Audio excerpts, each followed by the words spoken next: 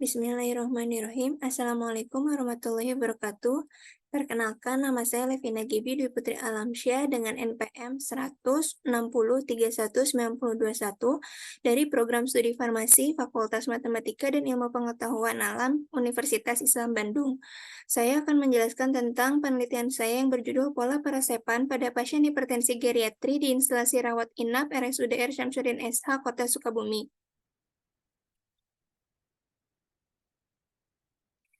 Seseorang dapat dikatakan hipertensi atau tekanan darahnya tinggi apabila tekanan darahnya meningkat, di mana tekanan darah sistolik berada pada lebih dari 140 mmHg atau peningkatan tekanan diastolik berada pada lebih dari 90 mmHg. Berdasarkan Riskesdas Nasional 2018, prevalensi hipertensi di Indonesia sebesar 34,11%, di Jawa Barat sebesar 39,60%, dan di Kota Sukabumi sebesar 45,62%, di mana Sukabumi ini menduduki peringkat keempat di Jawa Barat. Pasien geriatri adalah pasien lanjut usia dengan berbagai penyakit atau penyakit yang diakibatkan oleh gangguan fisik, psikologis, sosial, ekonomi, dan lingkungan, serta memerlukan pelayanan kesehatan terpadu yang bekerja secara multidisiplin. Dari latar belakang tersebut didapatkan rumusan masalah, yaitu bagaimana pola perasepan pada pasien hipertensi geriatri di instalasi rawat inap meliputi jenis obat, komposisi pasien hipertensi, dan penggunaan obat antihipertensi. Dengan tujuan penelitian yaitu untuk mengetahui pola perasepan pada pasien hipertensi geriatri di instalasi rawat inap meliputi jenis obat, komposisi pasien hipertensi, dan penggunaan obat antihipertensi. Untuk metode penelitian, di mana tipe penelitian ini yaitu deskriptif dan secara retrospektif, data yang diambil merupakan data reka medik dan resep periode Januari hingga Desember 2022. Teknik pengambilan sampel menggunakan metode purposive sampling, jumlah sampel dihitung menggunakan rumus Levin, yaitu didapatkan 51 sampel. Seleksi data reka medik dan resep pasien yang memenuhi kriteria inklusi, pengolahan data disajikan dalam bentuk tabel dan persentasenya yang mencakup data demografi, jenis obat, komposisi pasien hipertensi, dan penggunaan obat antihipertensi. Analisis data secara deskriptif, kemudian penarikan kesimpulan. Hasil dan pembahasan, yang pertama ada karakteristik pasien berdasarkan jenis kelamin.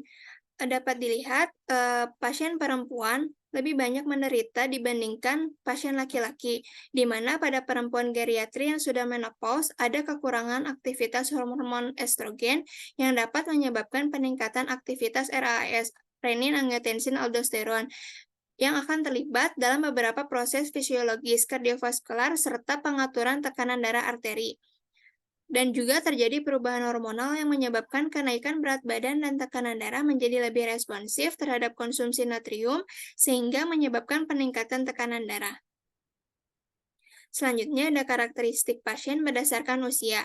Tekanan darah meningkat seiring bertambahnya usia karena pergeseran pembuluh darah, mengakibatkan tekanan darah lebih tinggi dibandingkan dengan dinding yang elastis.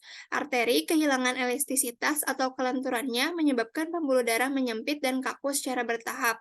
Selain itu juga, seiring bertambahnya usia, sensitivitas pengatur tekanan darah yaitu refleks baroreseptor mulai menurun. Akibatnya, tekanan darah meningkat seiring bertambahnya usia. Di sini, rata-rata paling banyak itu pada usia 60 hingga 74 tahun dengan persentase 80,39%. Kemudian, komposisi pasien hipertensi geriatri.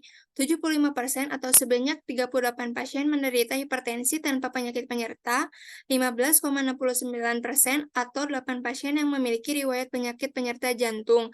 Tekanan darah tinggi yang terus-menerus secara perlahan merusak sistem arteri, di mana arteri akan mengalami pergeseran yang disebabkan oleh endapan lemak pada dinding sehingga menyempitkan lumen yang terdapat di pembuluh darah dan menyebabkan terjadinya penyakit jantung.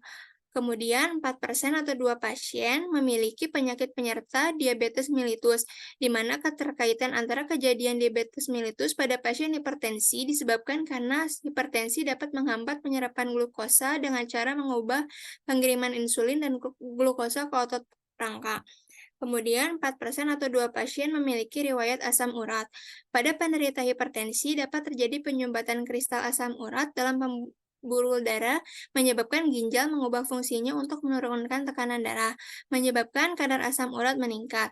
Kemudian, 2% atau satu pasien memiliki penyakit penyerta asma. Distribusi golongan obat antihipertensi, yang paling banyak itu golongan kalsium channel blocker, di mana bekerja dengan menghambat ion kalsium, influx kalsium pada sel otot polos, pembuluh darah, dan otot jantung sehingga terjadi relaksasi, dan telah terbukti keamanan dan efikasinya pada pengobatan hipertensi pada lanjut usia.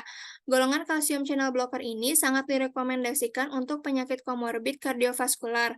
Obat yang diberikan adalah yang memiliki waktu kerja yang panjang. Golongan kalsium channel blocker ini dianggap sebagai salah satu pilihan pengobatan lini pertama untuk mengobati hipertensi dan mengurangi morbiditas dan mortalitas kardiovaskular terkait hipertensi. Kemudian, penggunaan obat antihipertensi, baik monoterapi dan kombinasi pada pasien hipertensi geriatri.